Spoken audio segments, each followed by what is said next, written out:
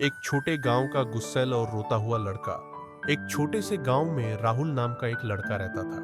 वह बहुत प्यारा था, लेकिन उसकी एक बुरी आदत थी। वह हर छोटी बड़ी बात पर गुस्सा हो जाता और रोने लगता। अगर कोई उसकी बात नहीं माने तो वह गुस्से में चीखता और रोने लगता। अगर खेल में हार जाए तो भी रो पड़ता। उसकी इस आदत से उसके दोस्त और परिवार वाले बहुत परेशान थे। एक दिन गांव में एक मेला लगा। राहुल भी मेले में गया, लेकिन वहां एक बच्चा उसके खिलौने को गलती से गिरा देता है। राहुल गुस्से में चिल्लाने लगा और रोने लगा। तभी वहां उसके दादाजी भी थे।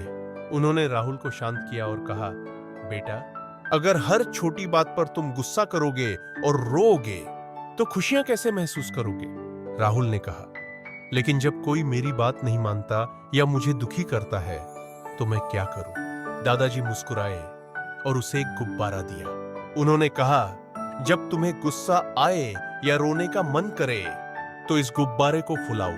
राहुल ने ऐसा ही किया। थोड़ी देर में गुब्बारा बहुत बड़ा हो गया। दादाजी ने पूछा, अब इसे और फुलाओ। राहुल ने कहा, अगर और फुलाया तो यह फट जाएगा। दादाजी ने समझाया, बिल्कुल सही। गुस्सा और रोना भी इसी तरह है। अगर तुम इसे बढ़ाते रहोगे तो यह तुम्हें और दूसरों को नुकसान पहुंचाएगा, लेकिन अगर तुम इसे धीरे धीरे छोड़ दोगे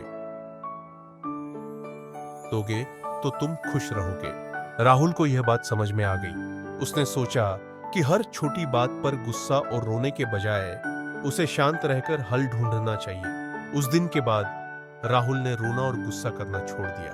अब वह हर स्थिति में मुस्कुराने और खुश रहने लगा। गांव के लोग भी उसकी इस बदलाव से बहुत खुश हुए। शिक्षा: गुस्सा और रोना किसी समस्या का समाधान नहीं है। जीवन में धैर्य और सकारात्मक सोच ही हमें खुश रखती है।